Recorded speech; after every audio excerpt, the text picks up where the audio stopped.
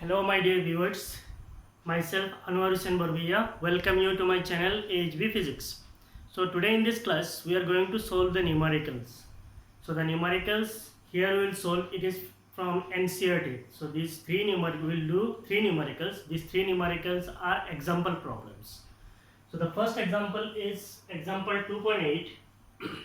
The question is a slab of material of dielectric constant K, means there is a dielectric slab of material and that dielectric constant of that material is K, has the same area as the plates, means capacitor का जो plates है उसका जो area है वही area का आपका dielectric slab है of A parallel plate capacitor. So parallel plate capacitor का जो एरिया है उसी एरिया का आपका डाइलेक्ट्रिक स्लैब है, but has a thickness 3/4d. लेकिन आपका जो डाइलेक्ट्रिक स्लैब है उसका थिकनेस कितना है 3/4d है.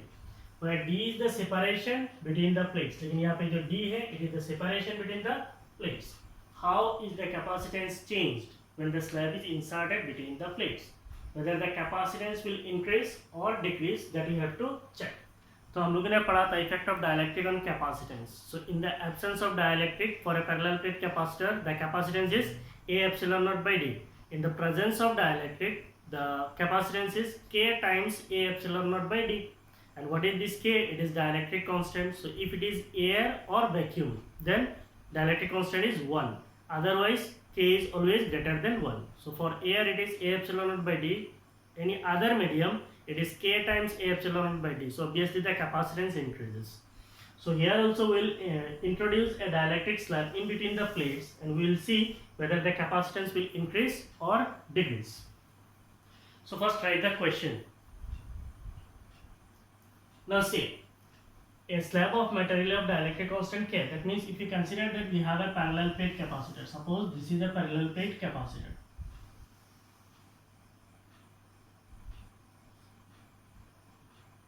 So this is one plate.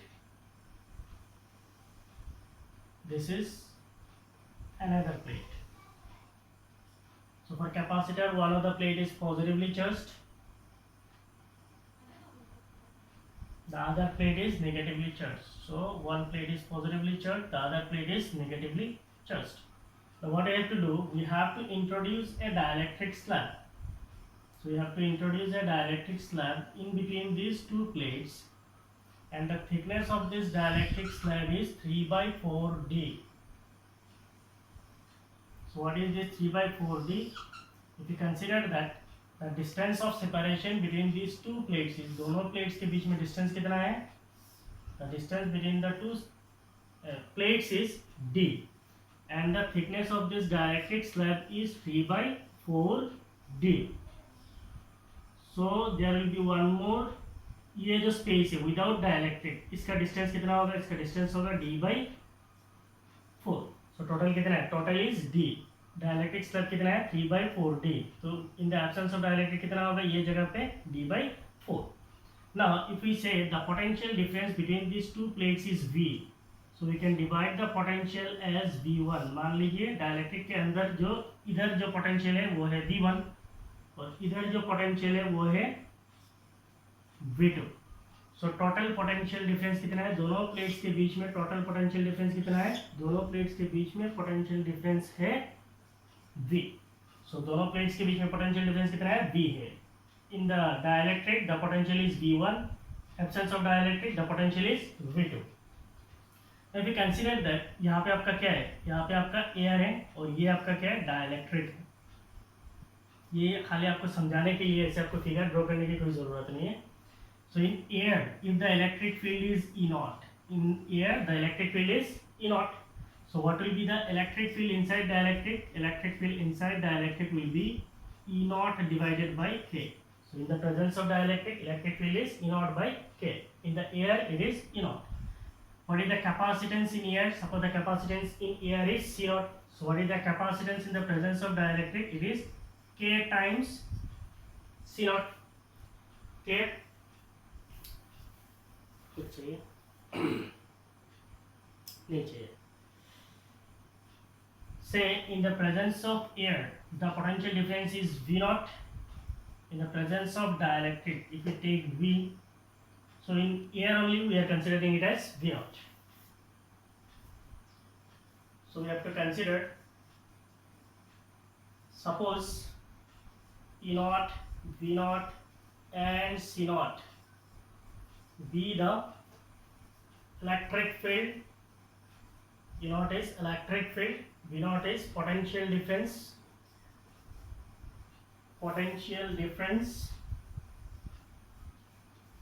and C naught is capacitance in the absence of dielectric. So when there is no dielectric, the electric field is E naught, potential difference is V naught, and capacitance is C naught.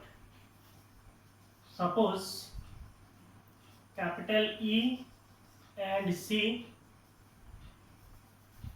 represents electric field and capacitance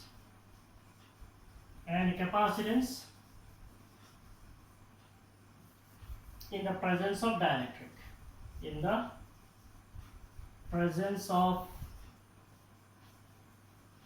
So we have considered that in the absence of dielectric field is E naught, potential difference is V naught, capacitance is C naught, and in the presence of dielectric field is E and capacitance is C. So what will be the potential difference between the plates? The potential difference between plates is, so what is the total potential difference? It is V. It will be equal to V1 plus V2. So total potential difference is V. It will be V1 plus V2. Now we can write V1. We know one formula. What is electric field? Electric field is potential per unit displacement. So potential per unit displacement, we can define it as electric field intensity, that is E. So what will be the potential? Potential will be equal to E into D. So what is this V1? V1 is in the presence of dielectric. तो यहाँ पे आपका potential difference कितना है? V1 है. इस V1 को हम लोग कैसे लिख सकते हैं? Electric field. So what is the electric field inside dielectric? Electric field inside dielectric is E. Electric field inside dielectric, and the distance. What is the distance? The distance is 3/4D. So the distance is 3/4D plus V2. What is this V2?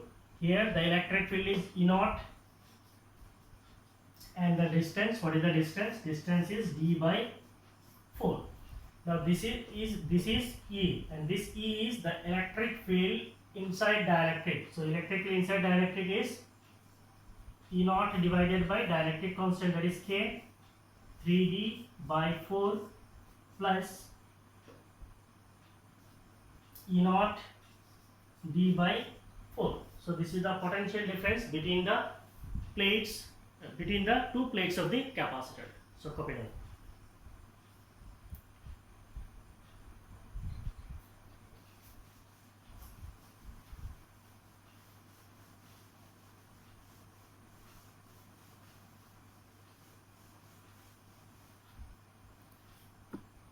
Now we can take potential difference. Potential difference V will be equal to E naught D.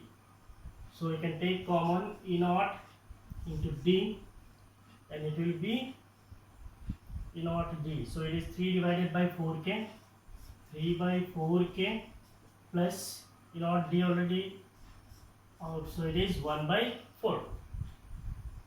So it will be E naught into D, and if we take LCM, then it will be 4K. Here it will be 3 plus K. So it is 3 plus K.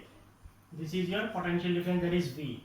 Now E naught into D. So if you write in the presence of electric field in air, so what is the E naught into D? Okay, if there were no dielectric, so electric field, that is E naught into D, will give us V naught, that is potential difference, that is V naught. So you can write V naught as E naught into D. So what is this E naught? In the absence of dielectric, electric field is E naught. Suppose this dielectric is being removed. So what is the electric field? Electric field is E naught, and the distance is D. So E naught into D, we can write it as V naught.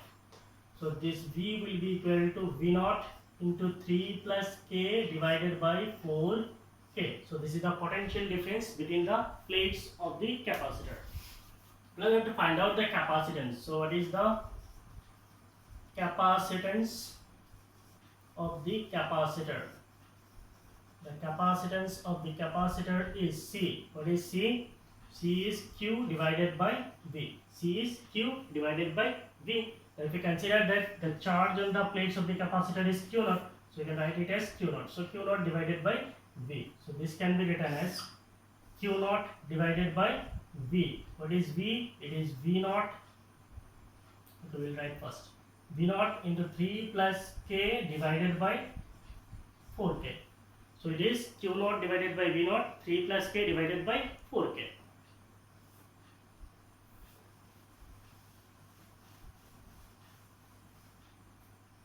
Now if we see C, then it will be equal to Q naught divided by V naught. So what is Q by V?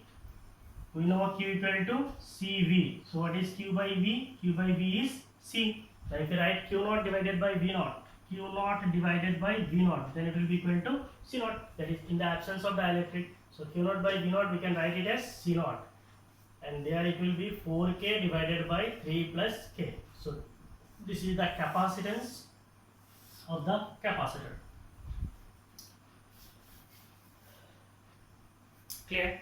Now see, if there is vacuum, then what will be the magnitude of K? K is 1. So you substitute K as 1.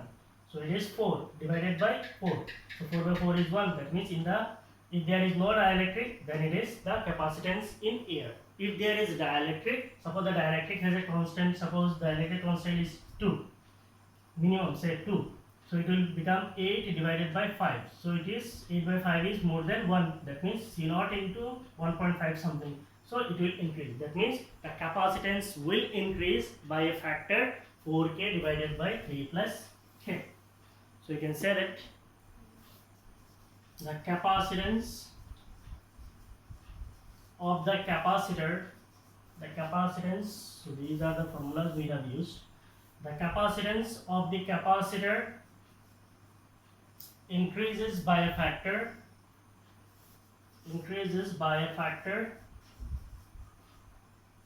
4K divided by 3 plus K. So this is the factor by which the capacitance will increase. Clear?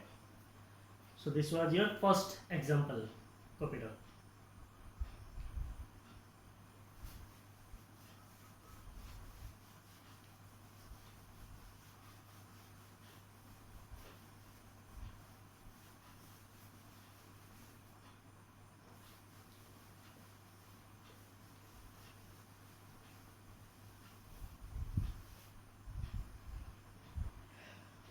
Next is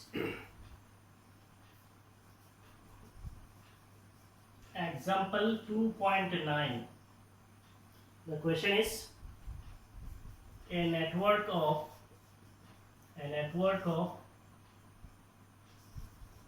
410 microfarad capacitors is connected to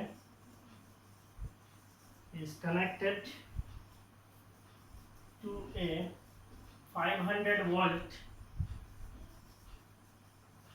supply as shown in figure. Now the question is determine the equivalent capacitance of the network. The equivalent capacitance of the network. Yeah, पहला question है, and second question is the charge on each capacitor.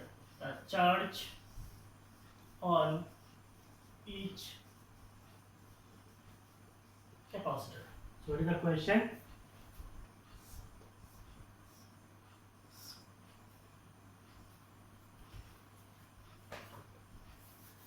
So the network is given. Network is nothing, it is an electric circuit. So we have 3 capacitors. So So these are the four capacitors.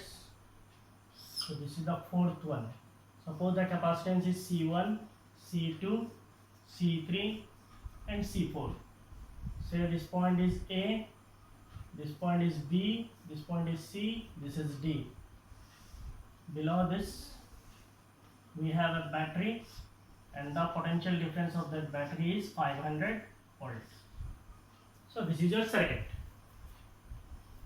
Now read the question. A network of 410 microfarad capacitors. That means you have four capacitors, C1, C2, C3 and C4. These four capacitors is connected to a 500 volt supply. तो इस circuit को हम लोगों ने एक 500 volt supply के साथ connect किया है. As shown in figure. Determine the equivalent capacitance of the network. तो इस नेटवर्क में टोटल कितने कैपेसिटर है? 4 कैपेसिटर है. इन चारों कैपेसिटर का नेट इक्विवेलेंट इफेक्टिव सेम चीज होता है. नेट कैपेसिटेंस, इक्विवेलेंट कैपेसिटेंस और इफेक्टिव कैपेसिटेंस हमें निकालना है. टोटल कैपेसिटेंस कितना होगा. दूसरा the charge on each capacitor, और ये C1, C2, C3, C4 हर एक के ऊपर चार्ज कितना होगा वो हमें निकालना है. सो ये हमारा क्वेश्चन है. नाउ इमेजिन अगर मैं इस नेटवर्क को कुछ इस तरीके से ड्रॉ करता हूँ, कोई प्रॉब्लम है. This is a capacitor, we have second capacitor, this is the third capacitor, this is the fourth capacitor. Below this we have the battery and the battery is having potential difference 500 volt. Say this is C1, C2, C3 and C4. तो इसको मैंने ऐसे draw किया, battery को connect किया. Now ऐसे circuit को analysis करने के लिए सबसे पहले आपको कुछ चीज़ याद रखना है. आपको एक चीज़ आइडेंटिफाई करना होता है, वो है, आपको मैंने क्वेश्चन लिख लिया, पहले क्वेश्चन लिख लीजिए. लिखिए.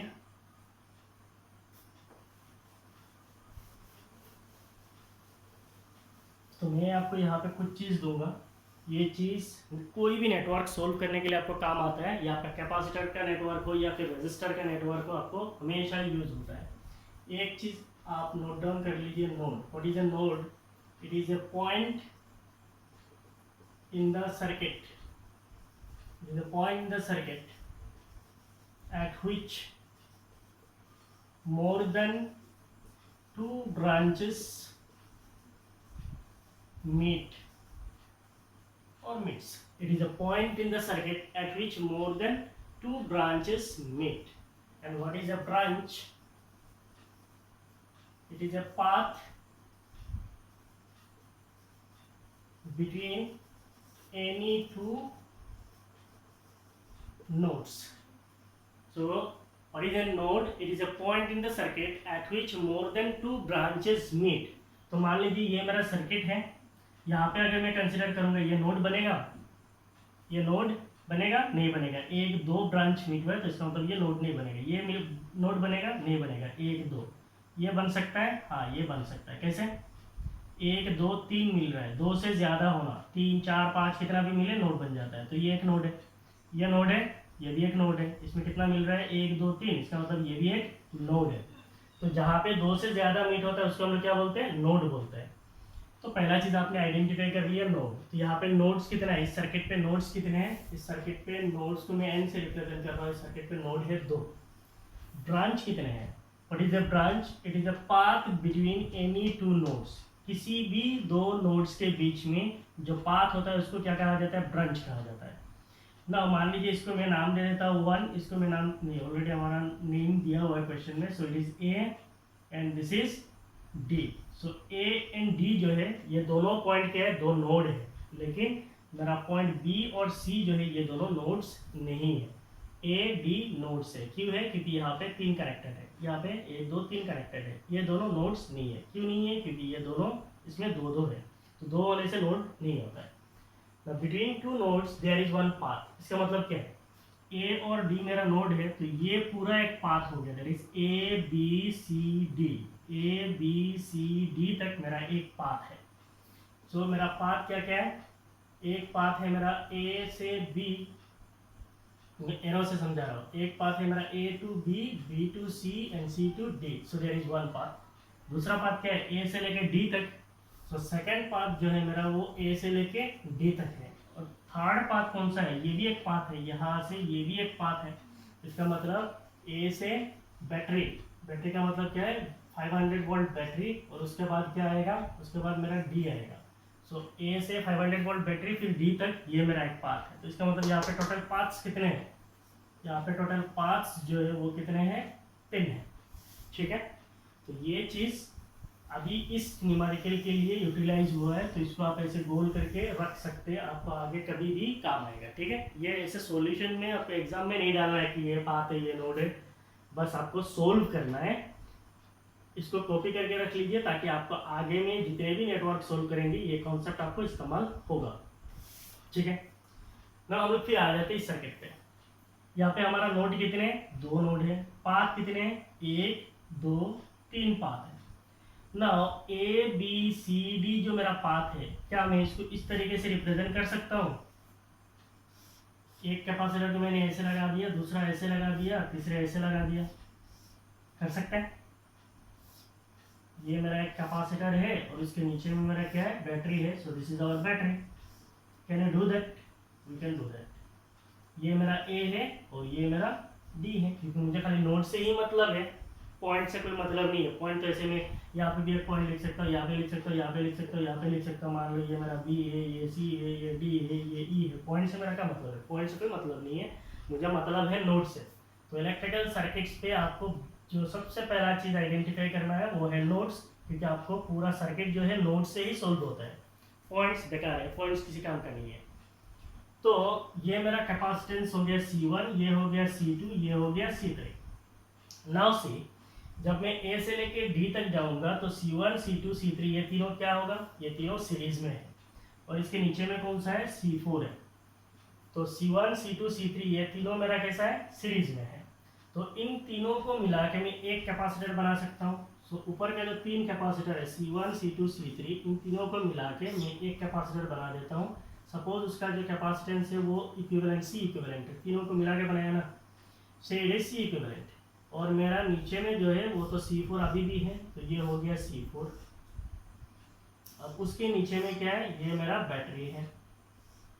तो बैटरी 500 वोल्ट ऑलरेडी क्वेश्चन में दिया हुआ है। तो यहाँ पे भी ये भी कितना होगा, 500 वोल्ट होगा। मैं ऐसे खाली स्टेप सिखा रहा हूँ, देखिए आप। अब देखिए अभी तक मेरा नोड्स कितने हैं, वही मेरे 2 नोड्स है, that is A and D. So A and D R the nodes ना। 2 नोड्स के बीच में आप कितने भी ब्रांचेस लगा लो, वो सारे क्या होते हैं, वो सारे पैरेलल होते हैं, हमेशा याद रखना। मान लीजिए ये मेरा एक नोड है, ये एक मेरा नोड है, नाम 1 है, ये 2 है। इसके नीचे में मैंने एक कैपेसिटर यहाँ पे लगाया, दूसरा कैपेसिटर यहाँ पे लगाया, तो ये पाथ कितना हुआ, पहला पाथ। इसके नीचे मान लीजिए मैं और एक कैपेसिटर लगाता हूँ, तो ये मेरा हो गया दूसरा पाथ। यहाँ से अगर मैं एक कैपेसिटर यहाँ पे लगाता हूँ, तो ये मेरा हो गया तीसरा पाथ। यहाँ से मैं अगर एक कैपेसिटर यहाँ पे लगाता हूँ, ये हो गया चौथा पाथ। अगर मैं यहाँ पे और एक कैपेसिटर लगाता हूँ, ये कोई प्रॉब्लम नहीं है। नोड्स अभी भी कितने हैं, 2 ही है। तो 2 नोड्स के बीच में आप कितने भी ब्रांचेस लगा लो, वो सारे क्या है, पैरेलल है। इसका मतलब ये और ये टोटल 5 पाथ्स जो ये सारे पैरेलल पाथ्स है।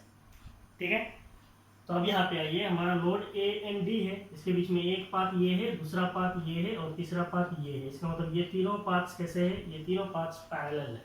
क्लियर, नाउ सी मेरा जो ये C इक्विवेलेंट है और C4 है, ये दोनों क्या है, पैरेलल है। तो इन दोनों को मैं इक्विवेलेंट बना के और एक नया कैपेसिटर बना सकता हूँ, तब वो क्या हो जाएगा, एक कैपेसिटर बन जाएगा। ये दोनों मिलके एक कैपेसिटर हो जाएगा और उसके नीचे में आपका बैटरी आ जाएगा। से this is our battery. Battery कितना है, 500 वोल्ट है, और ये दोनों मिलके अगर मैं कैपेसिटेंस लिखता हूँ, suppose the capacitance is C equivalent dash. तो मैंने क्या किया है, इन चारों कैपेसिटर को मिला के एक सिंगल कैपेसिटर बना दिया। So that is what is your equivalent capacitance. ठीक है, तो इसको बेसिकली हम लोग बोलते हैं नेटवर्क रिडक्शन टेक्निक। इसको क्या बोलते हैं, नेटवर्क रिडक्शन टेक्निक। हमने क्या किया है, नेटवर्क को छोटा करते करते करते करते एकदम एक सिंगल कैपेसिटर तक ला लिया है, तो इसको बोलते हैं नेटवर्क रिडक्शन टेक्निक। ठीक है, तो इसको मैं रेस कर रहा हूँ।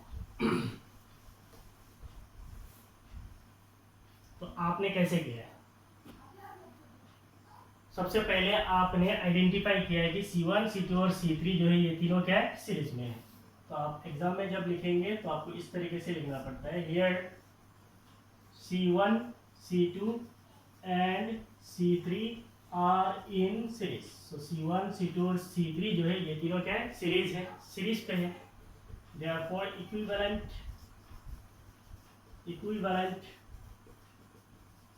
capacitance is, how to find out the equivalent capacitance in series combination? 1 by C equivalent is equal to 1 by C1 plus 1 by C2 plus 1 by C3. Now we can find out 1 by C equivalent is equal to 1 by C1 कितना है, 10 microfarad है, C2 कितना है, 10 microfarad है, C3 कितना है, 10 microfarad है। इसका मतलब इट इज 3 डिवाइडेड बाई 10 है। सो what is the C equivalent? It is 10 by 3. So unit will be microfarad, क्योंकि हमने चेंज नहीं किया, so it becomes microfarad only. तो इसका मतलब C1, C2, C3 तीनों को मिला के जो मैंने C इक्विवेलेंट निकाला वो कितना निकला है, 10 by 3 माइक्रोफैराड। अब मेरा C4 कितना है, C4 इज 10 माइक्रोफैराड, क्योंकि सब तो 10 माइक्रोफैराड का है। नाउ ये मेरा C इक्विवेलेंट और C4 ये दोनों कैसा है, पैरेलल में है, तो इसका इक्विवेलेंट कितना होगा, हियर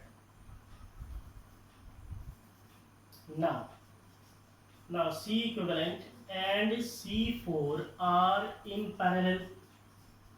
so C equivalent और C4 क्या है, पैरेलल में है, so उनका इक्विवेलेंट क्या होगा, therefore equivalent capacitance of the network is, so आपको पहले क्या बोला था, calculate the equivalent capacitance of the network. so the equivalent capacitance of the network is, अगर मैं नाम दे देता हूँ C equivalent dash, so it will be this capacitance plus this capacitance, so it will be C4 plus C equivalent dash, क्योंकि parallel combination में capacitance simply add होता है। तो C4 मेरा कितना है, 10 माइक्रोफैराड है, और C इक्विवेलेंट कितना है, इट इज 10 by 3 है। सो ये किस में आएगा, माइक्रोफैराड्स पे आएगा। So it will become 30 plus 10, so it is 40 by 3 microfarad. So the equivalent capacitance of the circuit is 40 by 3 microfarad. Means चारों कैपेसिटर को मिला देने से कैपेसिटेंस जो है इंक्रीज होता है या डिक्रीज होता है, equivalent capacitance. Equivalent capacitance 40 by 3, so it is 13.3. तो डिक्रीज हो गया ना, चार मिला के अगर सीरीज में लगाते तो क्या होता, सॉरी यहाँ पे तो सीधा सीरीज नहीं है, इट बिकम्स मिक्स्ड ग्रुपिंग है ना, ये तीन सीरीज पे है और ये पैरेलल पे है, तो इसका मतलब ये मिक्स्ड ग्रुप है, ठीक है। So this is the equivalent capacitance, लिख लीजिए, आपको ऐसे स्टेप्स लिखना है। और ये जो मैंने स्टेप्स दिया है इसको आप क्या कर सकते हैं, ऐसे करके फिगर्स नीचे डाल सकते हैं, एरो डाल के, तो इससे आपको समझ में आ जाता है, किसी भी एग्जाम में आपको समझ में आ जाता है देख के कि आपने इस सर्किट को कैसे सोल्व किया है। सॉल्यूशन पार्ट लिख लीजिए, लिखिए।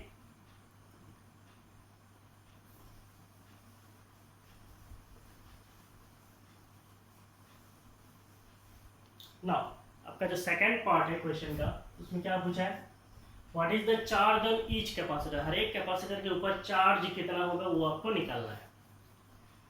तो आप यहाँ पे सोच लीजिए, मान लीजिए ये सर्किट है, इसको मैं अलग से ड्रॉ कर रहा हूँ, तो यहाँ पे मेरा एक कैपेसिटर है, ये कैपेसिटेंस कितना है, C इक्विवेलेंट है, और इसका नीचे में एक कैपेसिटर है, ये है मेरा C4। आप समझिए, लिखने की कोशिश नहीं करना, मैं जब बोलूँगा लिखना है तो भी क्या क्या आपको लिखना है। ये मेरा बैटरी है, इसका पोटेंशियल डिफरेंस कुछ 500 वोल्ट है। ना मान लीजिए ये जो बैटरी है इससे कुछ चार्ज निकलेगा, शायद चार्ज इस Q, इसके कितना चार्ज निकल रहा है, Q। अब ये चार्ज जब इस पॉइंट पे आएगा तो चार्ज को जाने के लिए पानी जैसे फ्लो होता है, ऐसे समझिए ना, एक पाइप से पानी आ रहा है, यहाँ पे जब आएगा तो उसको दो रास्ता मिलेगा, तो एक रास्ता बंद हो जाएगा, क्या बोलेगा कि नहीं मुझे इसमें नहीं जाना है उसमें जाना है, ऑब्वियसली नहीं होगा, क्योंकि अगर दोनों ओपन है तो दोनों से निकलेगा। मान लीजिए इधर से चार्ज आता है Q और ऊपर से कुछ चार्ज आ रहा है, say that charge is Q1, ऊपर से चार्ज आ रहा है Q1, तो इधर से एंटर कितना होता है, एंटर हुआ था Q, एक रास्ते पे चला गया Q1, तो दूसरा रास्ते पे कितना जाएगा, दूसरा रास्ते पे जाएगा Q आया था माइनस Q1, है कि नहीं, क्योंकि चार्ज कंजर्वेशन प्रिंसिपल फॉलो होगा। इधर से अगर Q आता है, इस पॉइंट पे आने के बाद दो रास्ता मिलेगा, ऊपर से मान लीजिए Q1 गया तो जो बचेगा वो जाएगा इधर से, तो कितना है Q माइनस Q1। तो मान लीजिए इसको मैं कुछ नाम दे देता हूँ, दैट इज Q2। तो ऊपर से मैं मान ले रहा हूँ Q1 जा रहा है और नीचे से जा रहा है Q2। तो इसका मतलब ये अगर मैं ऐसा लिखता हूँ Q is equal to Q1 plus Q2, कोई गलत है? चार्ज इधर से आया था Q, इधर से गया Q1, इधर से गया Q2, so Q1 plus Q2 is equal to Q। कोई प्रॉब्लम नहीं है क्योंकि चार्ज कंजर्वेशन का प्रिंसिपल फॉलो हो रहा है। तो आप ऐसे भी इसमें दे सकते हैं, मान लीजिए इधर से कुछ चार्ज आ रहा है Q और यहाँ पे कुछ चार्ज आ रहा है Q1, इधर से कुछ चार्ज आ रहा है दैट इज Q2। ठीक है, थीटा को दिख रहा है Q2, चार्ज आया था Q, इधर गया Q1, इधर गया Q2। ठीक है, सी ये नेटवर्क सोल्व करना जो है ना, ये बिल्कुल एनालिसिस पे डिपेंड करता है, आपका एनालिसिस कितना अच्छा है। इसलिए बिल्कुल ध्यान से सुनना, वीडियो को स्किप मारने की कोशिश नहीं करना, उससे आपका आंसर ही मिलेगा और बाकी कुछ नहीं मिलेगा फिजिक्स। इधर से आया Q, ऊपर गया Q1, इधर गया Q2। नाउ इमेजिन ऊपर से जो मेरा जा रहा है, इधर से अगर मैं मान लेता ये अभी इसमें आ रहा हूँ, तो इधर मेरा बैटरी है, ये मेरा बैटरी है, इधर से मेरा चार्ज आ रहा था Q, इधर गया मेरा एक चार्ज Q2 और इधर गया चार्ज Q1। ये जो चार्ज Q1 जाएगा, यहाँ पे कितने कैपेसिटर है? 3 कैपेसिटर है। और ये जो Q2 जाएगा वो किसके ऊपर से जाएगा? एक कैपेसिटर से जाएगा। नाउ इमेजिन ये मेरा जो C1, C2 और C3 है, ये तीनों क्या है? सीरीज पे है। और हम लोगों ने जब कॉम्बिनेशन ऑफ कैपेसिटर पढ़ा था वहाँ पे हम लोगों ने क्या बोला था? जब सीरीज कॉम्बिनेशन होता है तो सीरीज कॉम्बिनेशन में चार्ज क्या होता है? Charge is same. और सीरीज कॉम्बिनेशन में पोटेंशियल क्या होता है? V जो है वो डिवाइड होता है, पोटेंशियल डिवाइड होता है, लेकिन चार्ज क्या होता है? सेम होता है। इसका मतलब अगर मैं Q1 को निकाल दूं, वही चार्ज जो है C1, C2, C3 के ऊपर से गुजरेगा। और Q2 अगर मैं निकालूंगा तो ये चार्ज किसके ऊपर से निकलेगा? C4 से निकलेगा। इसका मतलब मेरा जो चार्ज Q1 है it will flow through C1, C2 and C3। और जो मेरा चार्ज Q2 है वो क्या है? C4 के ऊपर से गुजरेगा। ठीक है, so now we'll find out the charge through capacitor C1, C2 and C3।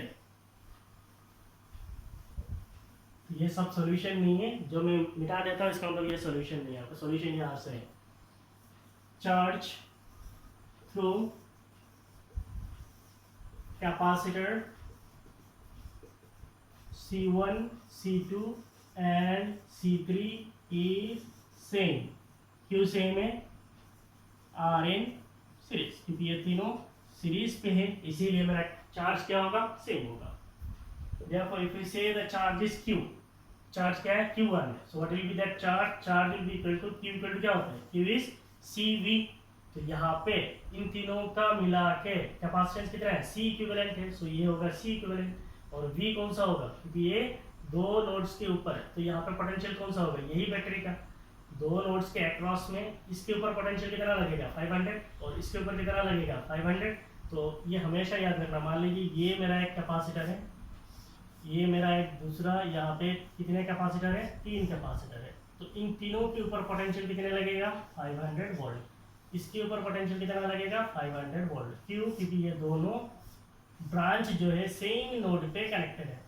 ये एक ब्रांच है और ये एक ब्रांच है। इस ब्रांच को मैंने इस नोड पे कनेक्ट किया, मींस इस बैटरी के साथ कनेक्ट है, इस ब्रांच को भी इसी बैटरी के साथ कनेक्ट किया। इसका मतलब इन तीनों के ऊपर पोटेंशियल कितना लगेगा? 500 वोल्ट, और नीचे का उसके ऊपर कितना लगेगा?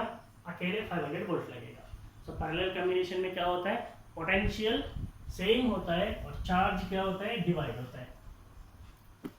ना फिर यहाँ पे आ जाइए, तो हमें क्या निकालना है? Charge on C1, C2, C3। तो Q इक्वल टू क्या है? Q is CV। और ये तीनों का कैपेसिटेंस कितना है? C इक्विवेलेंट है, तो ये क्या हो जाएगा? C equivalent into V। So you can write it as C equivalent into V। So what is C equivalent? C equivalent is 10/3 microfarad। So microfarad is 10 power minus 6. So it will become in SI unit into V. What is this V? V is 500 volts. So 500 charge निकाल रहे हैं, SI unit क्या होगा? Coulomb. Now it will become 5/3 into 10 power कितना होगा? 10 power minus 5, 10 power minus 3 charge is coulomb. So 5/3 कितना होगा? 1.66, say it is 1.7 into 10 power minus 3 coulomb. So the charge on capacitor C1, C2 and C3 is 1.7 into 10 power minus 3 coulomb. तो हो गया, मैंने इन तीनों के ऊपर निकाल दिया। अब C4 के ऊपर निकालना है। इसके ऊपर चार्ज कितना जा रहा है Q2 और इसका पोटेंशियल कितना है, इसका पोटेंशियल है 500 वोल्ट। इसका मतलब charge on capacitor C4 is, the charge हमने assume किया Q2, so what will be that Q2, capacitance C4, potential V, C4 कितना है, C4 is 10 microfarad, 10 power minus 6 into potential is 500, so it will be in coulomb. So what will be that charge Q2, the charge Q2 will be equal to 5 into 10 power minus 3 coulomb. So the charge on capacitor C4 is 5 into 10 power minus 3 coulomb. तो ये था आपका एक simple सा network का solution. आगे हम लोग और कॉम्प्लेक्स के साथ कुछ नेटवर्क को लेके मिलेंगे। अब इसको कॉपी कर लीजिए।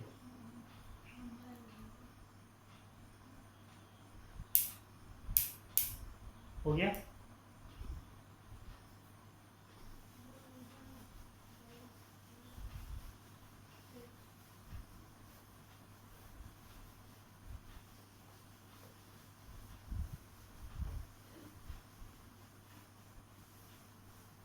एनसीईआरटी का जो एग्जांपल्स होता है वो एग्जाम में बहुत ज़्यादा आता है, तो एनसीईआरटी का एग्जांपल्स एकदम थोरोली आप प्रैक्टिस करना। उसके बाद जो है आपका एग्जांपल है 2.10, a 900 picofarad capacitor, a 900 picofarad capacitor is charged by a 100 volt battery, charged by a 100 volt battery. How much electrostatic energy,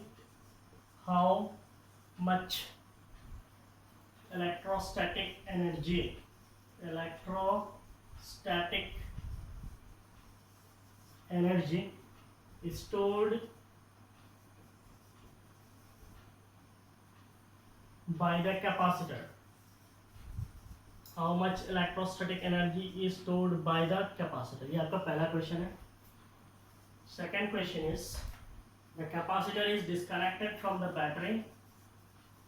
The capacitor is disconnected from the battery and connected to another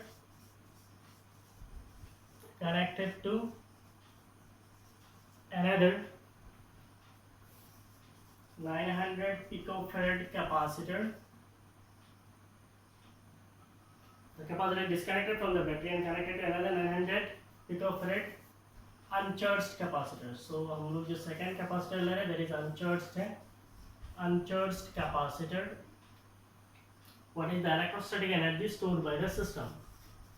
What is the electrostatic energy stored by the system? तो ये आपका second question है। Question को लिखिए।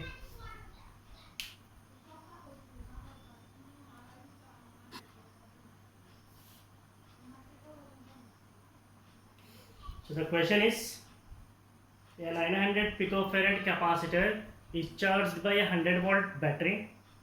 How much electrostatic energy is stored by the capacitor? Clear? तो एक 900 picofarad capacitor का 900 picofarad capacitance वाला कैपेसिटर है और इसको 100 वोल्ट बैटरी के अक्रॉस पे कनेक्ट करते हैं। How much electrostatic energy stored by the capacitor, उस कैपेसिटर के अंदर पे कितना इलेक्ट्रोस्टैटिक एनर्जी स्टोर होगा। The capacitor is disconnected from the battery. Secondly, the capacitor is disconnected from the battery and connected to another 900 picofarad uncharged capacitor. What is the electrostatic energy stored by the system? तो question को पहला देखिए। पहले में आपको क्या पूछा है, 900 picofarad capacitor. So there is a capacitor. Say this is the capacitor. What is the capacitance of this capacitor? The capacitance of this capacitor is 900 picofarad. A 900 picofarad 900 picofarad capacitor है, 900 picofarad capacitor charge by 100 volt battery. इसको हम लोग क्या करते हैं, एक 100 volt battery के साथ कनेक्ट करते हैं। सो this is the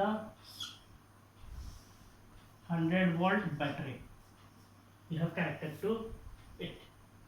How much electrostatic energy is stored by the capacitor? तो इस कैपेसिटर के अंदर इलेक्ट्रोस्टैटिक एनर्जी कितना स्टोर होगा।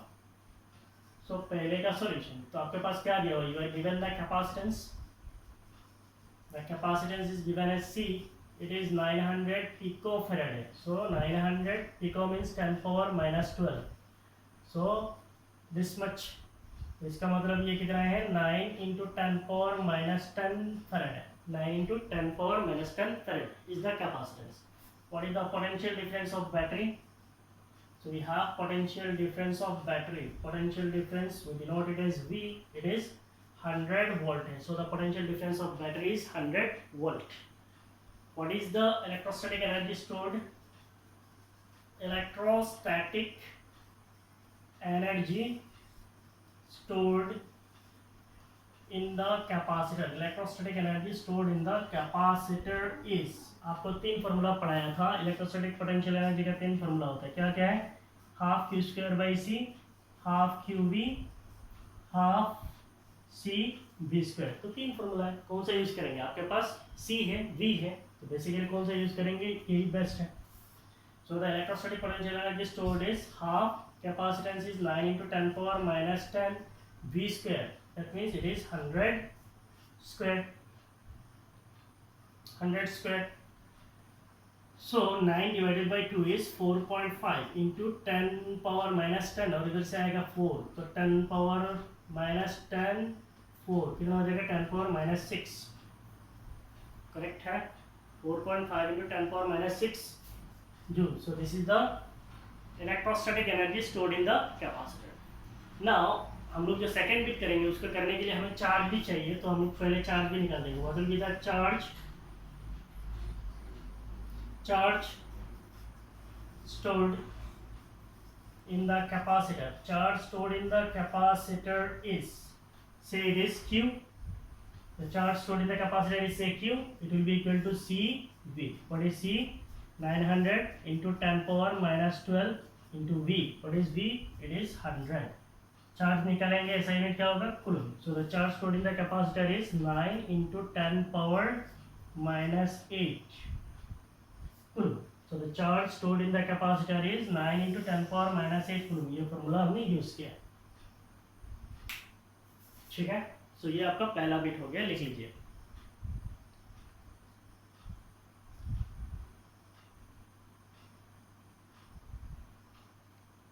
हो गया।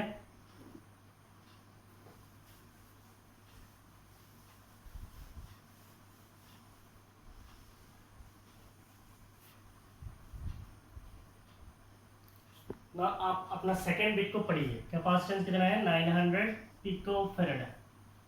And what is the charge stored in it? अभी हम लोगों ने निकाला है, the charge stored in it is 9 into 10 power -8 coulomb. The capacitor is, आपका जो सेकंड बिट है, what is the second bit? The capacitor is disconnected from the battery, means इस कैपेसिटर को हम लोग बैटरी से डिस्कनेक्ट कर देंगे। तो ये मान लीजिए मैंने डिस्कनेक्ट कर दिया। डिस्कनेक्ट का मतलब क्या है, खोल देना, बैटरी से मैंने खोल दिया।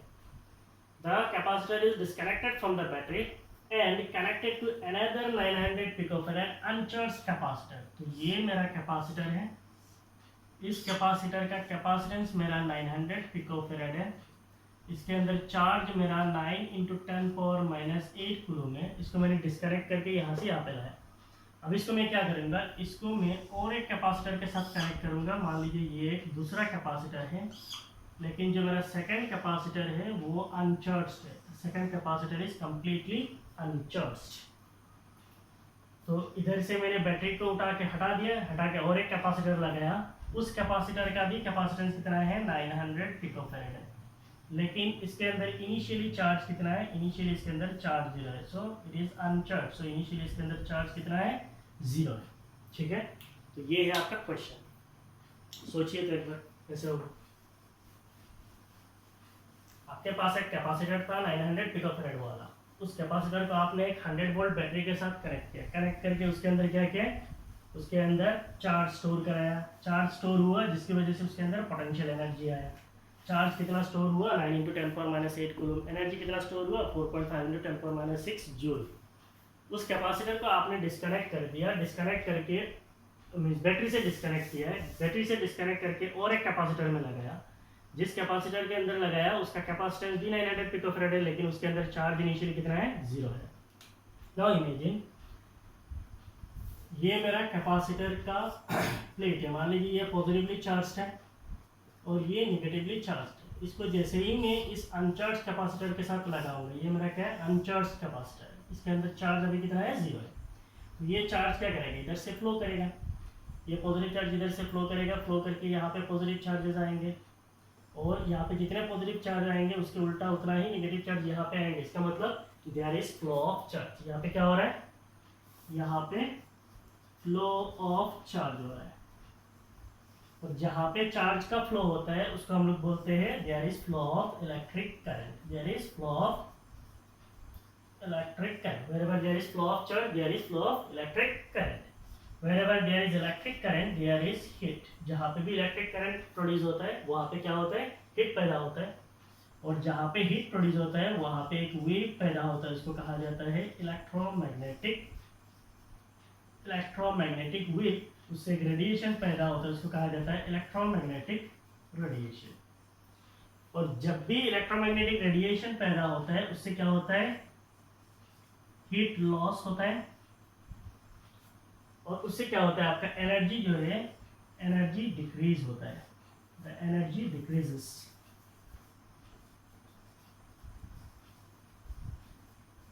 ये मैंने ऐसे ही लिखा है, wherever there is flow of charge there is electric current.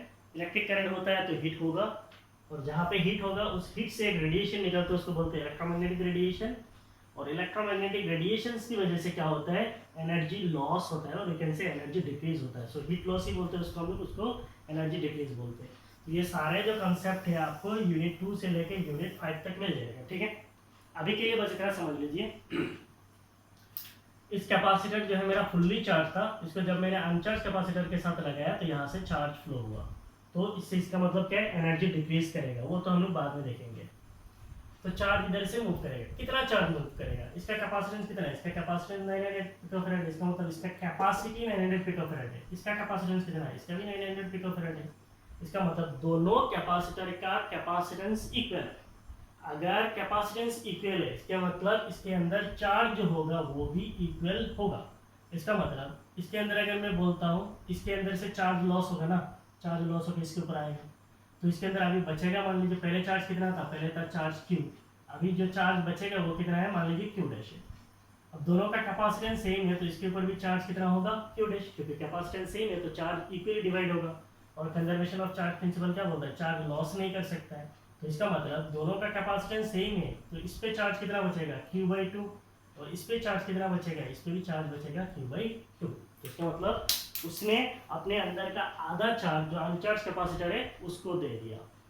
तो इसका मतलब ये जो मेरा कैपेसिटर है, इस कैपेसिटर के अंदर अभी जो नया चार्ज होगा वो कितना होगा, पहले के चार्ज के आधा हो जाएगा, दैट इज Q/2। और ये जो नया मेरा कैपेसिटर मैंने अनचार्ज को लगाया था उसके अंदर जो चार्ज आएगा वो भी कितना हो जाएगा, Q/2, means charge will be divided equally. तो we know that Q is equal to क्या होता है, CV, और दोनों का कैपेसिटेंस सेम है, तो इसका मतलब चार्ज अगर आधा होगा तो पोटेंशियल भी क्या होगा, आधा होगा। तो इसका जो पोटेंशियल होगा, दैट पोटेंशियल डिफरेंस इज से V dash, it will B V/2, और ये जो नया कैपेसिटर है इसका भी पोटेंशियल कितना हो जाएगा, V/2। तो चार्ज भी आधा हो जाएगा, पोटेंशियल भी आधा हो जाएगा। नाउ ये जो प्रोसेस है चार्ज को आधा होना और पोटेंशियल आधा होना, मीन चार्ज को आधा होने के लिए इसका मतलब यहाँ पे क्या हुआ, चार्ज का फ्लो हुआ। अब ये चार्ज फ्लो जब करेगा तो ये पूरा प्रोसेस होगा, चार्ज फ्लो होगा, करंट होगा, इलेक्ट्रोमैग्नेटिक रेडिएशन होगा, एनर्जी डिक्रीज करेगा। तो जब तक इक्विलिब्रियम कंडीशन रीच करेगा, इससे चार्ज आ रहा है आ रहा है आ रहा है आ रहा है, जब ये पूरा बैलेंस्ड हो जाएगा तो चार्ज ना तो इधर से उधर जाएगा ना उधर से इधर आएगा, ये इक्विलिब्रियम स्टेट होता है। तो जब तक इक्विलिब्रियम स्टेट आएगा तब तक एनर्जी लॉस हो चुका होगा। तो ये एनर्जी लॉस जो हुआ वो लॉस कितना हुआ वो भी हम लोग निकाल सकते हैं, how much energy is lost उसको भी हम लोग निकाल सकते हैं। And what is the electrostatic energy of the system means अभी ये दोनों मिलके इलेक्ट्रोस्टैटिक एनर्जी कितना होगा वो भी हम लोग निकाल सकते हैं। तो हमारा क्वेश्चन में क्या है, the capacitor is disconnected from the battery and connected to another 900 picofarad uncharge capacitor. उसको डिस्कनेक्ट करके एक 900 पिकोफैराड अनचार्ज कैपेसिटर के साथ कनेक्ट किया है। How much electrostatic energy is stored by the system. अब इसका इलेक्ट्रोस्टैटिक एनर्जी कितना होगा।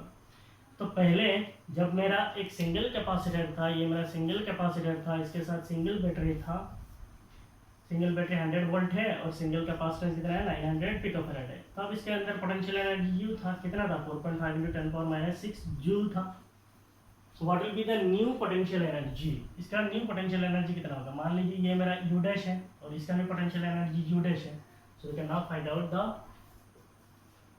Potential energy of the system is potential energy of the system is, say it is u dash, it will be equal to, हमारे पास formula है u equal to क्या होता है 1/2 half C V square half Q square by C half Q V. तो हम लोग कौन सा लगाएंगे, हमें चार्ज पता है पोटेंशियल पता है तो हम लोग थर्ड फॉर्मूला यूज कर सकते हैं। So it is 1/2 Q dash V dash, कौन सा कैपेसिटर के लिए, इसके लिए लिख रहा हूँ, प्लस मेरा दूसरा कैपेसिटर है उसको भी लिख सकता हूँ 1/2 Q dash V dash. So ये कितना हो जाएगा, क्यू डैश वी डैश ही हो जाएगा, Q dash V dash. What is Q dash, Q dash is q/2, what is V dash, it is v/2। So the new potential energy will become q। What is the q, 900, q कितना था 9 × 10⁻8, 9 × 10⁻8 divided by 2, v कितना है 100 divided by 2, that means 2 to the 4, 425 into 9, so it is 225 into 10⁻8 potential energy निकाल देते हैं। सही में क्या होगा जूल। तो इसका मतलब पोटेंशियल एनर्जी जो न्यू पोटेंशियल एनर्जी होगा, that new potential energy is 2.25 into 10⁻6 joule. So ये था हमारा तीनों न्यूमेरिकल एग्जाम्पल का। Thank you, bye bye.